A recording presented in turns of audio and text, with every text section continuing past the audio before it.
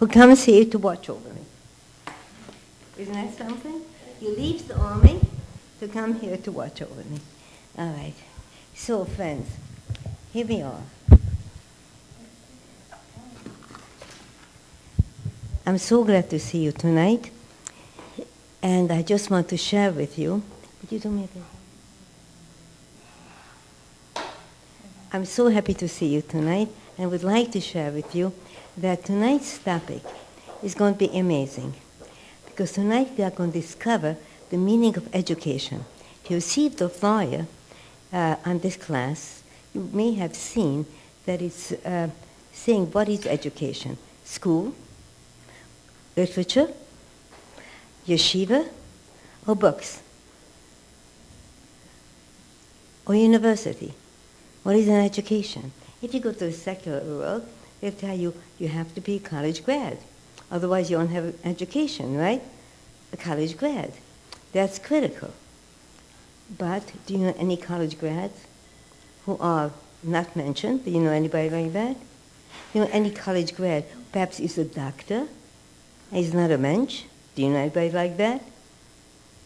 I think you do. Know people in every circle, despite the education they get, they are not what they should be. Why is that? How can it be? Then do you know yeshiva children who don't behave properly? Do you? Well, should I tell you honestly? Yes, you do. Yes, you do. And do you know anyone who is well educated on their own? On their own, they study, they study, they study. They have all kinds of books. They went through everything. Their minds are in an encyclopedia. Do you know them? Oh, yes. Oh, yes. They don't know anything. As a matter of fact, if you are a person who is highly educated, it doesn't mean a thing. So what's education? How do you get to be an educated person? In the sense that Hashem wants us to be educated. So I will go to the Parsha. It's only in this Parsha. Everything is always in the Parsha. So take a look.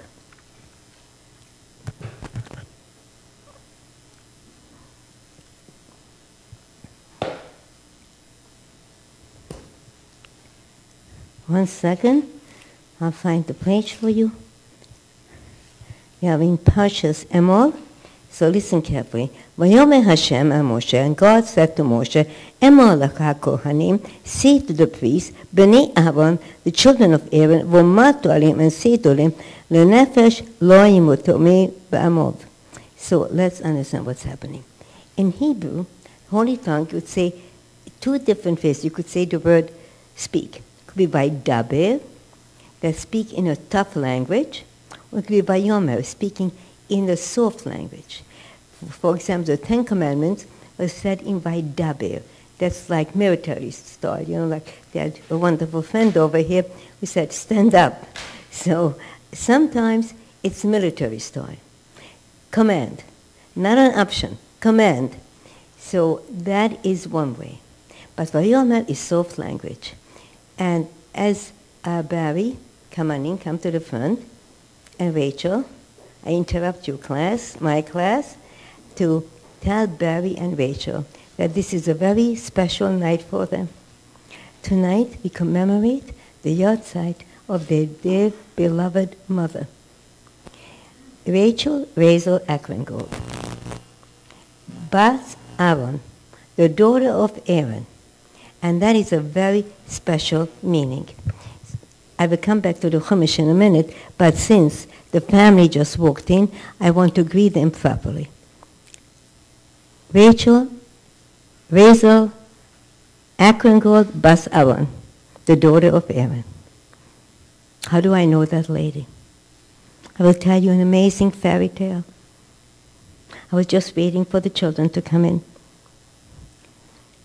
Rachel Akrengold came to our high holiday davening every single high holiday. She became very ill with cancer, very ill. And as her life was webbing out of her, I said to her, you will be fine, you will be okay. She came to a Purim celebration, in the home of Rabbi Osher. And I said to her, you are going to be fine. Don't worry. And we are going to make you the guest of honor at the luncheon. So in a wheelchair she came, and she spoke about Hineni. Every time she came to shul, I would go over to her to give her a blessing and a kiss. Then one day, her cancer became very, very, very, very serious. She didn't have too much time to live. Motzei Yom Kippur, as soon as Yom Kippur was over, I ran to the hospital to speak to her. I arrived at the hospital, her eyes are half closed. She cannot speak too well anymore. She can't breathe too well anymore. And she motions to me, she would like to speak to me. So I bend my ears to listen. You know what she said to me? Rebbetzin, make sure my Barry finds a nice Jewish girl. Now I tell you another story, which is amazing. One day I'm teaching Hineni, and a beautiful, handsome young man stands in line to talk to me. So I thought he was looking for a shidduch, for a girl. So I whispered to him, how old are you? And he says, no, it's not for that I came. I need a favor, and his eyes fill up with tears. My mother is dying of cancer. She found your book. She loves it, and she gives it out from her hospital bed to as many people as she can. Rebbetzin, she said to me, I would call her every single week to wish her a good Shabbos. And on one occasion she said to me, right before she died, Rebbetzin, make sure that you find a good shidduch for my children, a nice Jewish boy for my Rachel. So what do? I come home, say to myself, maybe that's a shidduch. The two mummies asking me for the same gift. And I make a date for them. But you know, guys, I'm telling this for the girls, guys are very, very shy to make a commitment, to say the least. Now, Rachel lives in St. Louis. Barry lives here in New York. How do I get them together? See, easy, Rebbetzin, just one of them takes a plane. Not so easy. Because the guy says, why should I go to St. Louis? I have plenty of girls over here. Well, so what I do? It's easier to persuade a girl. So I persuade the girl to come and visit her brother who told me about Mommy. So here she comes.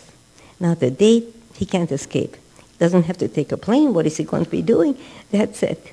So what should I tell? It took some time, but every night, 2 o'clock, 3 o'clock in the morning, I would wake him up. Did you propose already? And if he didn't wake up in time, I called his brother Bruce, who is here. Bruce, make sure that Barry is up. Wake him up and tell him what I said. So it was. So one day, finally, the day comes, and the wedding takes place. It's in St. Louis. The weddings are always in the home city of the girl. I come to the wedding. Barry is very nervous. Rebbetzin, he sweats by the collar. Rebbetzin, this is the hardest deal I ever made. I said, just get on there. And I promise you that you will have a beautiful baby right away. They had 3 babies already, one more beautiful than the other. And you know who said Mazel Tov when they got married? Who was dancing in the heavens above? The 2 mummies danced, and they cried, and they sang, and they danced again, and cried again. And mummies, I would like to tell this to the mummies, to Rachel Razel, and to Deborah, Debbie. I would like to tell them, job done. I fulfilled the mission. The miracle happened. 2 mummies asking me, find a Jewish bride, find a Jewish chassan. Magic. Isn't it magic? Hashem's ways are magic. Hashem sends us here, sends us there. We don't know why.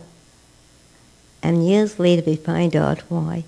And when you look at those children, you know why. So, Mommy, in Shemayim, please know that you have much nachas, and we have much nachas from the gift you gave us. So with that, I would like to dedicate this class to the memory of Rochel Wezel and the memory of Debbie. Because the two mummies are like one now. We are in Parshas Emor. And the Parsha is concerned with education. How do you educate a child? How do the teachers have to educate? And how does a parent have to educate? How? So listen carefully. I mentioned before that there are two ways of saying speak in Hebrew. Daber, which means tough talk, military talk, or Emor. Emor means gentle talk. So God speaks now to Moshe Rabbeinu. Emor al HaKohanim. Say to the Kohanim. Vayomer, God says this. Emor al HaKohanim. Speak to the Kohanim. Bnei Aaron, the sons of Aaron, v'martu alehem, and say unto them, L'nefesh lo yitomor ba'amov. That a soul, Kohen, is not permitted to become tome, impure, when a dead person is around. As you know, a Kohen has special laws. He cannot be in contact with the dead. He cannot go to a funeral. He cannot be in a chapel, and so on. Can't even go to the hospital if he knows that somebody had died. Can't go there. That's why many Kohanim do not want to become doctors, because they have to go to the hospital. So, depends what field you're on. Dermatologist, yes. Dentist, yes. But when you have to attend to the patient's needs, in a hospital it's a bit different. What is the problem in this passage? Emor el HaKohanim. Speak to the Kohanim. Bnei Aaron, the sons of Aaron. Isn't that redundant? Who does not know that all the Kohanim are the sons of Aaron? Don't you all know that? Aaron, the brother of Moshe Rabbeinu, became the father of all Kohanim.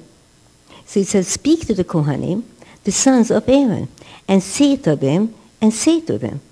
All this saying, what does it mean? Emor means speak gently. Speak gently to the Kohanim, the sons of Aaron. Why Aaron?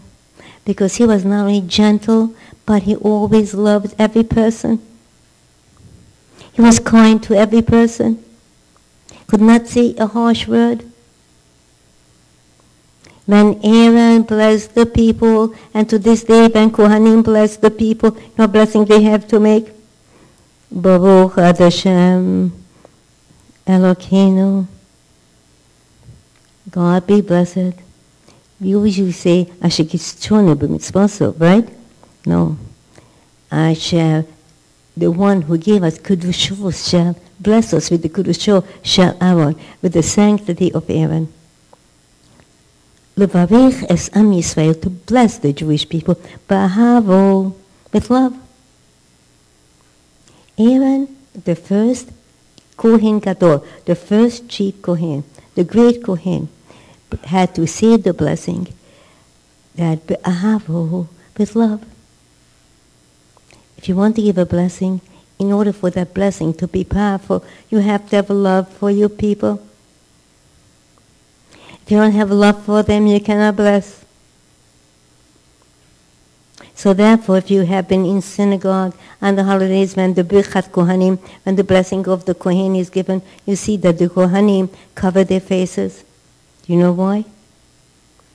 Because in case this Kohen sees someone in the congregation whom he doesn't like, then his blessing will not be from love. Closes his eyes, the talus covers him, and doesn't see David or Moshe whom he not like. Gives the blessing with his full heart. Why is it called Bnei Aaron? Because it is written in the Torah, Aaron, the high priest, was Ohev Shalom v'Rodev Shalom. He loved peace. It's not enough to say, I would like peace. Everybody wants peace. Meanwhile, they want to kill. Everybody wants peace. Look what's going on in Israel. We have to have peace. What do they want for that peace? What peace are they talking about? Israel should give up its land, and that's peace. Israel should allow themselves to be killed, and that's peace. Peace is an easy word. Doesn't mean a darn thing. Not a darn thing. But peace, like we say in Hebrew, Lashon HaKodesh, is shalom. Shalom means shalem. Make a person feel complete. Make him feel complete. So when my husband, or Blessed Mary, when my father, or Blessed Mary, when they would greet somebody, they didn't just say shalom, shalom aleichem. You know what they said? Shalom aleichem. How are you? How is your wife? How are the children? Oh, I'm so glad to see you. So the person would leave with a feeling of peace. I'm at peace. This man, this rabbi made me feel complete. No, hi. Shalom. That doesn't work. So this Kohen has to bless the Jewish people with peace. With peace. Do you understand what I'm saying to you? Bless them with peace. And that's the blessing that we give. Shalom, complete, complete, complete. So now that Aaron is blessing, he closes his eyes, because perhaps there's someone in the congregation he doesn't like. And now he blesses. Like Aaron, because Aaron was Ohev Shem, he loved peace. But Ohev Shem, he fought for it. He really sought peace. He fought for peace. What do you mean by that? Let's say there is a man, Michael and Sam. They have a fight. They're not talking. If Aaron heard about that, he went over to Michael. He said, Michael, I just spoke to Sam, and he's so sick. He cannot come to himself that you had a fight with him. He really loves you. He would never want to insult you. He would never want to hurt you. Then he went to Sam. Sam, I just met Michael. What Michael said, he just can't sleep at night. He loves you. He respects you. Do you understand this? He said it to both of them. It wasn't true. You are permitted to make a lie if it is to bring peace. If it is to bring peace. So Aaron brought peace to the Jewish people. Two people were fighting. He made peace by telling each that the other one is contrite. Other one wants forgiveness. Wasn't true. But for that, you are permitted to lie. You follow me? That is why it is Aaron, the high priest, who blesses. And now it says, Emor v'mato, say and say. Gentle language. When you teach others, you have to be gentle. You don't shout and scream at your parents, or at one another, or at your children. That child will never succeed to have an education. Send him to the finest Ivy League schools. He won't be a mensch, because they do not see peace at home. I told you, I think last time, that I was giving blessings to children, to adults, after my lecture, Passover. A little girl, perhaps 8, comes over to me. Rebbetzin, can you give me a bracha? I said, of course, my darling. What would you like it for? I would like to have a bracha that my parents shouldn't be fighting all the time. I can't take it when they shout and scream at each other and call each other names. Please give me a bracha. Would you believe this? That's American culture. So if you let a child grow up and the children see conflicts at home, that child can never grow up with values, with morality, with goodness. Whenever I see a child who has problems in school, my first question is there peace between you and your wife?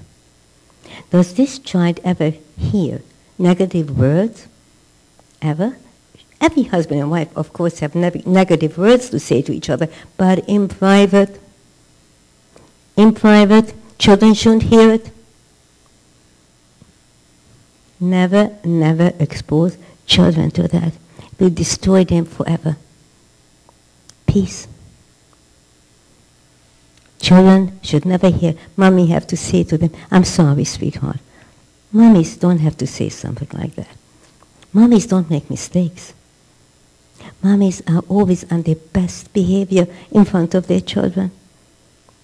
Sure, when mommy and daddy are alone, they could talk, but not now, in front of the children. So, Emor means gentle language. A teacher could be brilliant, but if that teacher uses harsh words, yells and screams at the kids, do you know how many children I know who did not do well in class, who spoke in class, and the teacher says, into the principal's office, get out. And don't come back until you bring a note from your parents. I want to see your parents. They have to come up. Now the kid hangs out in the corridor. What do you think he's doing there? He gets into trouble. He hates everybody. Can't stand him. I can't stand school. I hate it. And before you know it, he falls through the cracks. He becomes a problem child. He gets it at home. Oh, the father says, I just received a phone call from the principal. Boom, boom, boom. You're going to be punished. I'm taking away the car from you, if it's a teenager. You're not going to go to a ball game. Not going to have candy, depending how old. You don't say that. You know what happened in my home when I was a young little girl? I too misbehaved very often. Who doesn't? So my Holy Father said to me in Yiddish, Esther, Estherko. You know, it's like a Hungarian way of saying, dear Esther, es passt nicht, Father. It's not appropriate for you.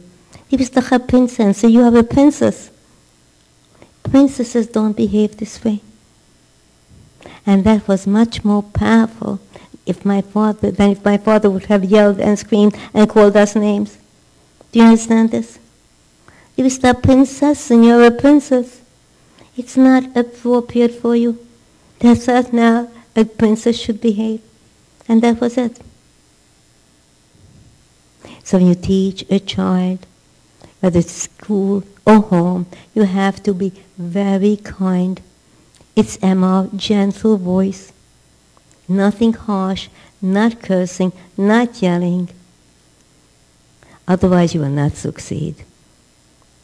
So the best education, whether it's a book or many books, whether it's university or yeshiva, if there's no shalom bayis at home, if parents are not at peace, if the home is not serene, those children will grow up damaged.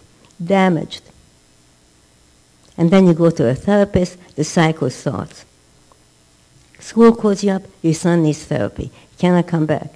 And eventually he cannot back in the school at all. Now you want to transfer to another school, the other school asks for the record, they don't want to accept him. Do you follow this? A vicious cycle. Instead, you know, when I was a young girl, I must tell you, I was 17 at my first teaching job. I had that first teaching job to teach boys who were bar mitzvah age. And why did I get it? I mean, when I went for an interview, they said to me, that's ridiculous. You're a little girl. These are big boys. I said, give me a chance. You know how I did it? I came into the class and I said to them, you have such a beautiful neshama. You have such a beautiful soul. You know what you could accomplish in this world? Let's learn together. You could accomplish and build a beautiful world because Hashem gave you a beautiful soul. And that's how I started. By the time I finished that year, those kids were fighting to carry my books. Those kids were fighting to stay after class to learn a little bit more. Not because I screamed and yelled, not because I told them they were liars and cheats and get out, but because I told them, you have a beautiful neshama. Teach gently. This doesn't mean that you let them get away with it. If somebody doesn't behave, you put your foot down. You cannot create a generation of monsters. It's not anarchy. I don't believe in that. You're not sitting properly at the table, please go upstairs. When you feel that you could behave properly, come back. But you don't yell and curse. Yelling and cursing is not to be found in a Jewish home. Today, kids, F you and F that, get off my back, I'll do what I want. What do you think? It's none of your business. You know those words. Better than I. That's the language of America today. So this cannot be. It cannot be allowed. Lahasir, so this is what it means. Speak gently. And you have to, how often do you have to speak gently? It says, speak and speak. Meaning that even if the child doesn't get it right away, you, the parent, you, the teacher, has to repeat it. There was a great rabbi, his name was Pravda, and he was the most wonderful teacher. He repeated everything, even 100 times. And then one day, when he came to 99, number 99, he got an interruption. Someone came into the classes, Rebbe, you are wanted. Well, he goes. Now 99 times the kid was taught the same words, the same passage. The rabbi goes out, excuse me, I'll be right back. Comes back, and the kid forgot everything. How'd you forget? I taught you 99 times. But you left me before you came to 100. So he started all over again. That's a mother or a teacher who teaches gently. There's another qualification that is needed. The teacher, the mother, the father have to reflect that which they teach. So this father, I know, got a phone call from the principal. We found your son lying. He lies all the time. What? My son is lying? So the kid comes home and the father says to him, if I ever catch you lying, you better tell me straight. Not one lie.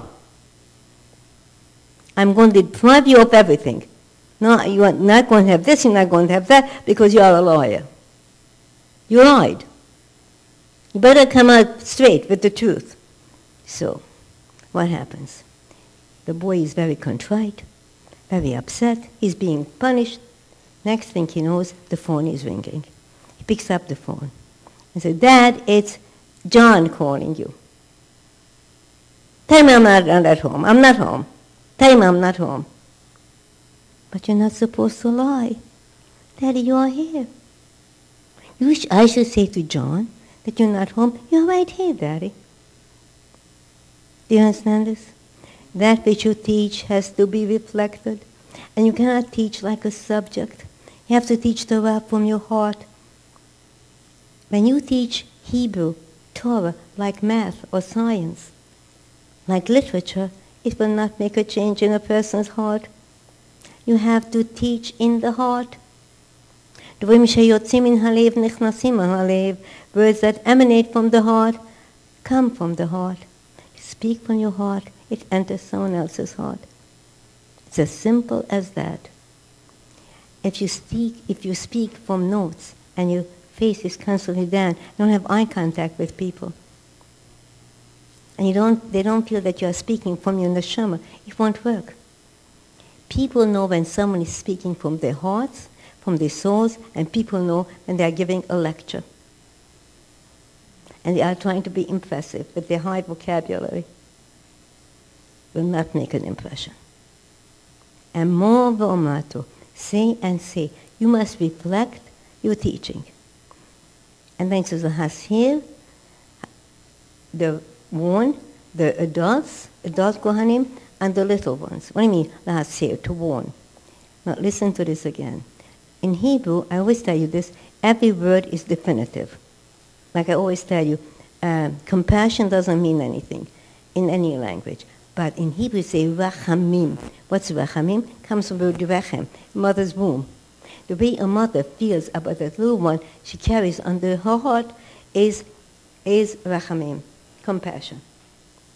So, now listen carefully. If you are going to speak from your heart, it will enter another heart. But if you are not speaking from your heart, it will not enter the other hearts.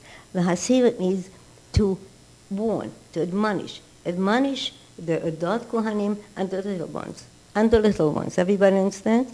But the word, definitely to remind, to be careful, is lahasir. Lahasir comes from the word zohar. What zohar? Shining. Your words have to shine. They have to be so bright. Should be so clear. And should shine with goodness. So that the child's face should shine after he learns. It's always good to say, Tatala, Mamala, come here, let me give you a hug and a kiss. And it's so important. A hug and a kiss. Children who are not hugged and loved, you could see it on them. You just don't forget it. But at the same time, you are not permitted to make a child spoiled, undisciplined, wild. Say apologize, say I apologize, say I'm sorry, say thank you, say excuse me. No, you can't kick, you can't bite. You have to sit on top of the children. Otherwise, they grow up to be obnoxious adults. In the beginning, you think, oh, he's so cute, look at that. You know what, it's so cute. It's not cute. Because that cute little boy or that cute little girl will tell you one day, go to hell. And tell it to others also. Get off my back. It's none of your business. It's my life. I do what I want. You have to admonish them when they are very young. Very young. 3 years old, 2 years old, 1 year old. Don't wake up Daddy. Daddy's sleeping. Daddy's sleeping. You cannot wake them up. Don't do this. Today it's not done. Kids are spoiled rotten, and when they get older, they become the custody of the therapist. And mommy and daddy have to shell out big money. And nothing happens, nothing helps. Problem kids. Why is there a problem kid? Because they grew up in problem families. So hasir, to warn, to admonish the adults, guarding the little ones. Hasir, to warn, to admonish, is bright light. Like the Zohar, bright light. So the words that you say are words that have to be bright and they must shine. Tell you honestly, that which kept me going in the concentration camps were the bright, beautiful words of my father, of blessed memory, my mommy, of blessed memory, and of my Zadis, of blessed memory. Those words shone in my heart, were bright, were brilliant in my heart and in my mind. Before this class is over, ask yourself, are my words shining in the hearts of my descendants? And if you don't have descendants, you are single. Are my words shining with all those who know me? Did I make an impression? All those who know me, do they remember me with light or in darkness? Some people are remembered for their darkness. Some people are remembered for their light. I don't know if you know this story, how effective words are, but after the war, after the Holocaust, in an orphanage in France, a Catholic orphanage, whereby Alice Silver, a chaplain in the American Army, an Orthodox chaplain, went to see if he could find Jewish children in these Catholic orphanages, because many Jewish parents who were taken away, and the children were somehow hidden with a maid or a housekeeper who was not Jewish, and they begged, please take care of my child, because they didn't want the child to be taken to the gas chambers. So these Christian parents would take care of them, and they baptized them and put them into a Catholic orphanage. Now, Rabbi Alice Silver in France went to one of these orphanages, and he said, any Jews here? Not, no. He looks at the names of the students, the children. Friedman, Hoffman, Goldstein. He says, these are Jewish names. Nicht, no. Deutsche Namen. These are German names. He says, can I come back tonight to visit them? Yes. He's an American captain, American officer. The chaplain comes back. He says, I would like to have a few minutes with the children. They're all lying in their bed, in the big dormitory. And he stands up and he starts to say, Shema Yisrael, Hashem Elokeinu, Hashem Echad. And the children, they sit up and they run to him. Baba, Zayda, Tati, Mommy. Speak in a soft voice. Tell you children to Shema. If your children are not there, or if you don't have children, tell yourself the Shema. You should always know every night before you go to sleep who you are and where you come from. And now we go a step further. The Torah comes to teach us that Kohanim have special commandments like no other people. What commandments? A Kohen cannot marry a divorcee. Did you know that? A Kohen cannot go to a funeral, as I said. He can't go to a cemetery. They could play in mud, a Kohen young boy, but he cannot go to a cemetery. Why? Cemetery is clean. No mud. Why can't they do that? What's wrong? What's wrong? I tell you, the Kohen represents the first man on earth, Adam. The first man on earth, Adam, was meant to live forever. But the moment he sinned, that moment his life became temporary. No life eternal. Because if the world couldn't bear it, if the world couldn't survive, if the Kohen would live eternally, and he was evil. So can you imagine if all the pharaohs of the world would still be here today? Who would survive that? So the Kohen represents the first man on earth. And this first man was Adam. He spoiled the world. So when we tell the people about the Kohen, we have to see God did not want man to die. God did not want man to die. But now he wrote his own script. Now he will have to die. Why can't he marry a divorcee? Because God meant that every person should have just one soulmate, one partner. And you are not supposed to be making a mistake. Adam and Eve were two people meant for each other, no one else. But we spoiled earth. See what Eve did, she lusted for that apple.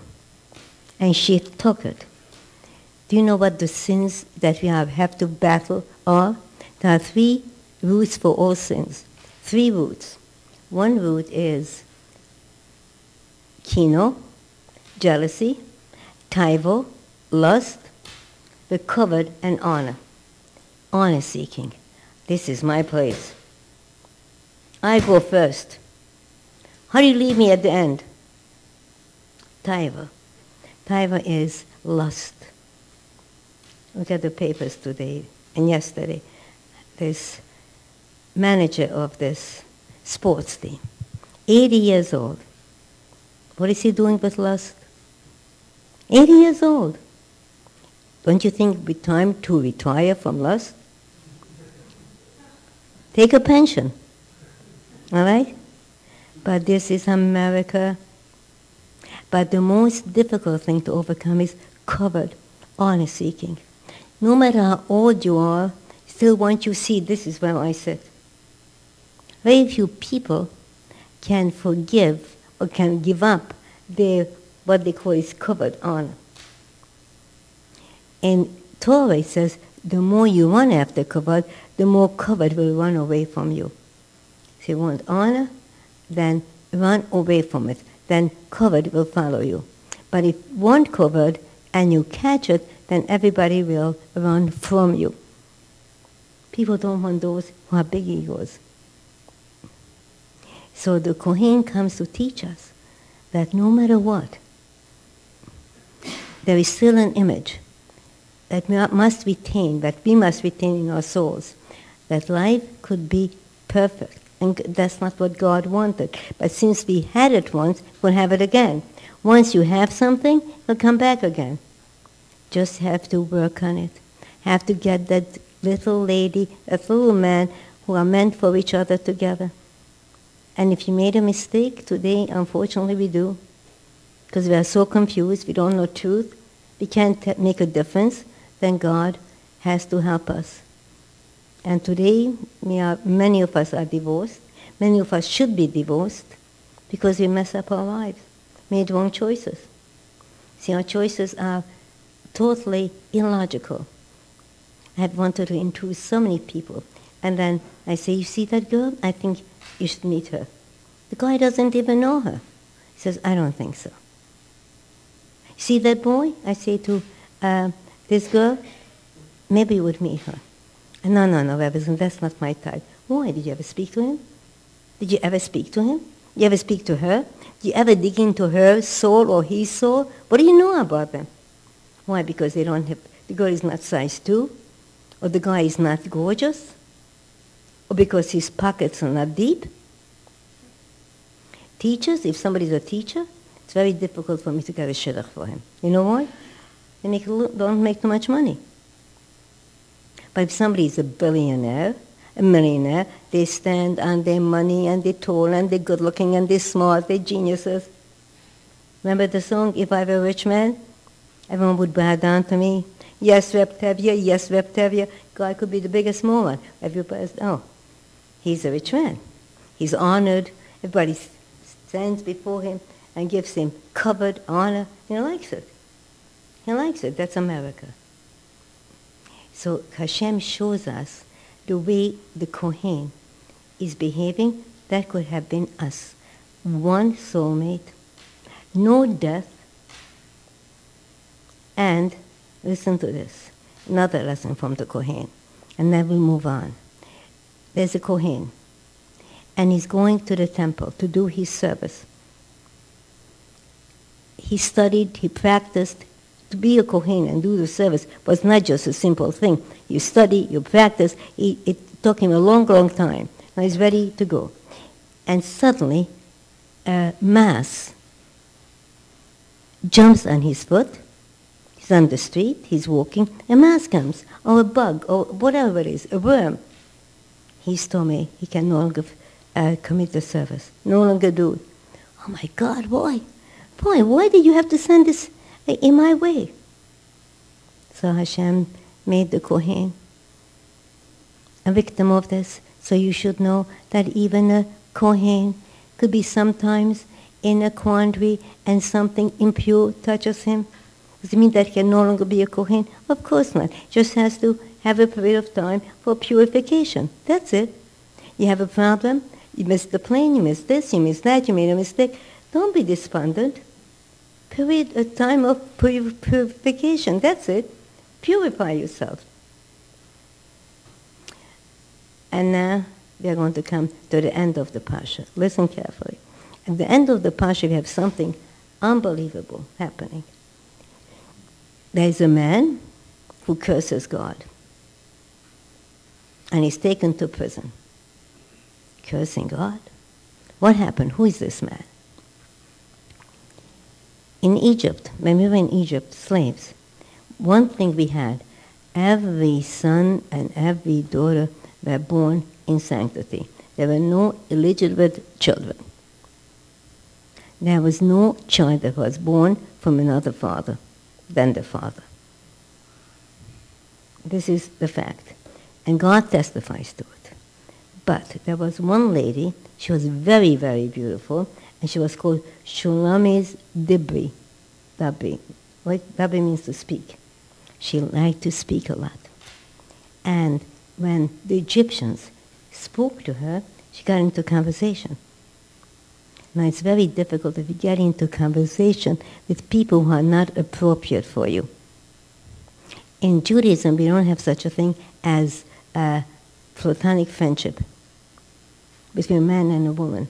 Men and women, either they're husbands and wife, bride and groom, or they are friends with girls.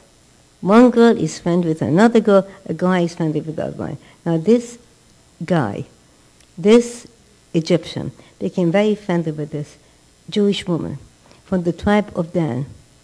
She had no feelings for him, but she liked to talk. She liked to have conversation, and she wouldn't have anything to do with him.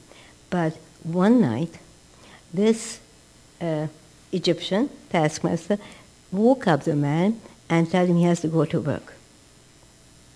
In those days, you didn't have electricity, and he goes into her bed instead of her husband. She thinks it's her husband. A boy is born. Now the father is not the real father. The father, her husband, is not the father of the child. So it was known that this child was the son of a Jewish woman, but not the son of a Jewish man. So what do you do with him? A child is according to the mother, right? The religion of the mother is the religion of the child. What do you do with this guy now? They are getting ready to go to Israel and to enter the promised land. And Moses gives out all the lands, the portions. Each tribe had a different land, a different property. Shimon, Levi, Yehuda, they all had different places. This is the city of Shimon, the city of Levi, and so on. Now, what is this guy going to get? He doesn't have property in the name of his father. He doesn't belong anywhere. Doesn't belong. Everybody follows me? So what happens to him? He starts to curse God. And he starts to curse the Jewish people and the Torah. And he's taken into prison. But what was he mocking? How did he curse? He ridiculed the Torah because the Kohanim, we have a special law that in the temple we had lechem haponim. At the beginning of the week, we placed a challah, like a challah, was placed on the altar, and that was on the table, and it was lechem haponim, the bread which has a face. Now, that was eaten at the end of the week. The stale bread was eaten. What is the meaning of lechem haponim? The bread of the face. Very simple. Torah is teaching you. There's no such thing as stale bread. The bread reflects what is in your heart. If you believe that the bread is from God, it is not stale. The bread is stale only when you see it as stale. The bread is never stale. You are stale. Lechem haponim, the bread that reflects your face. Some people see always hope, always sunshine. Some people always see darkness, negativity. Now, if this man, what should we have done? If this man would have gone to Moshe and said, Moshe Rabbeinu, excuse me, forgive me, I don't have a part of the land. My father wasn't a Jew. Tell me what to do. Tell me what to do. He would have had an answer. There's a solution. There's a solution for everything. But instead of asking for a solution, he cursed God. And that's what this generation does. People don't have solutions to their problems. I don't believe in God anymore. I lost some money on the stock market. You know what happened to me? I made such a good deal. I made such a good investment. The whole thing is gone. Curses God. What a lousy fate. Real estate. My building went down completely. Children who are born and not well. Husbands and wives who become sick. There's so many things that happen. Car accidents, this and that. Look at the tornadoes now. People lose their homes. How can I believe in God? What I should do? I can't pray. Go to God and ask Him for guidance. Ask Him for enlightenment. I can't find a girl. I can't find a girl. Everybody's getting married. All my friends are married. I cannot find anyone. I can't believe in God. Go to God and ask Him what you should do. Pray. This man never went to God. He just cursed. and he made mockery out of the lechem upon him, the bread, the showbread. It's called the showbread. If you show blessing and faith, then that bread will give you blessing. So listen to me, my children. Never forget, it's not the situation that is bad, it's that we are bad. We have to find a solution, not in some office of a therapist, not in going to Hawaii. The plane goes up, the plane lands, and the problems land with you. You have to change yourself. You have to find the goodness and the solution within your soul. Remember this. Every morning we say this in our prayers. Hanushomo Shanosatobi, the soul that you gave me to Hawaii is pure God. Atu Yotsanossatobi, you gave it to me. Atu Yotsatobi, you created it. Atu Nefachtobi, you breathed it into me. You know who you are? You are here like Allah Kamimal. You are part of God because God breathed Himself into you. Never forget that. It could change everything. You have a place in this world. No matter how despondent you may be, just remember the lechem haponim, the showbread, stale, and it was so fresh. And because it became fresh, it was fresh because freshness, hope, and faith was in your soul. Never lose it. The Kohanim teach it to you. The Kohanim are role models for the Jewish people. We are Mamlechet Kohanim. We are a nation of Kohanim. We always are children of Aaron, seeking peace, fulfillment, never fighting or arguing. That's the blessing that we have. If we would only take a hold of it, but we don't. We take a hold of our sick culture and exchange our Torah culture for that sick society. So I want to give you all a bracha. And Yevarechechu Hashem v'yishmerechu, Yevarechechu Hashem punu b'lechu, v'yichonechu, Yisrael Hashem punu b'lechu v'semechu sholem. Now listen to me, children. This day, Thursday, yesterday, Wednesday, we had the celebration of Rosh Chodesh, the new month of Iyar. Iyar, the month of Iyar stands for Aleph, Ani, two Yuds, Hashem, Resh, Rofechu, I, the Lord, you God, is your physician who can heal you. I am your doctor. You children, Rachel, Barry, and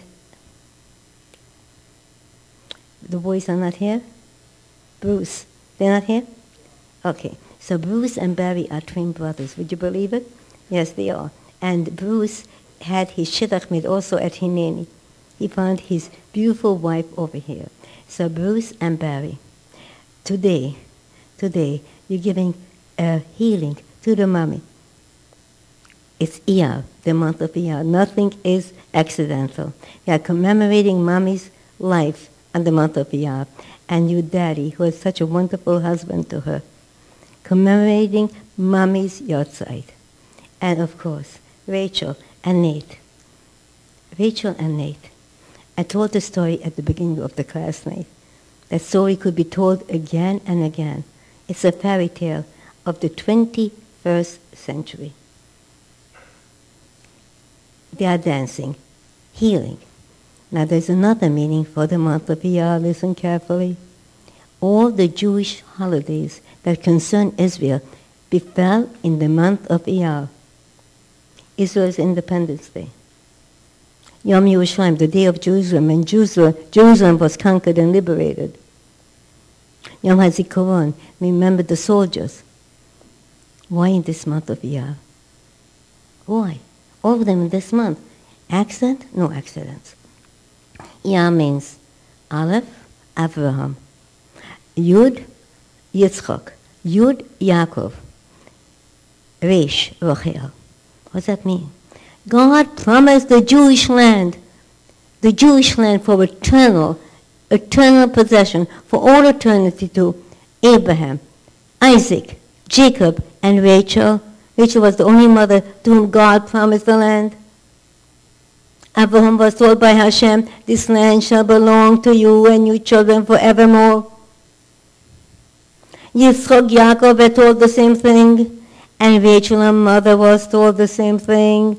Rachel is buried on the roadside because Rachel was put there by Hashem because God knew and God saw that in the future the children would need her when they were taken to exile to Babylon, to Rome, and would stop at her grave.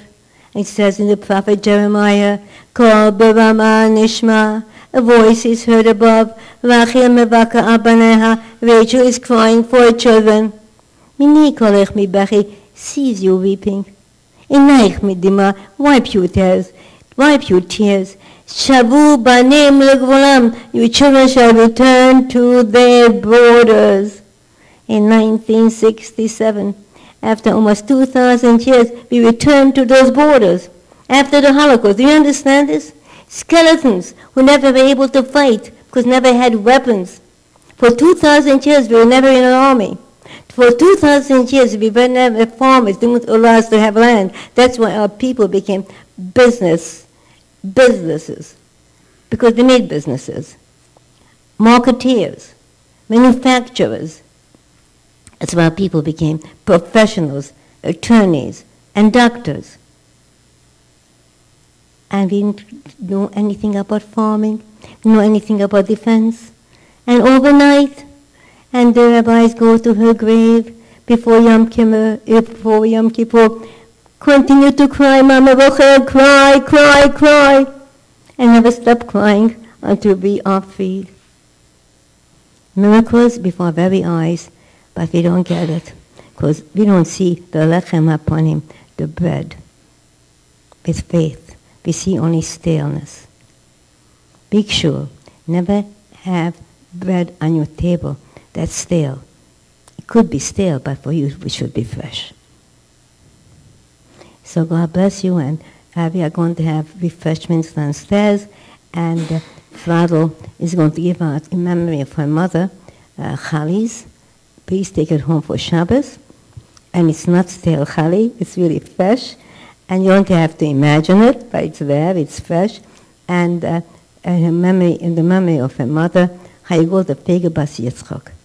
God bless you all, and once again, it should be a aliyah for you, mommy. Mummies, take care, children.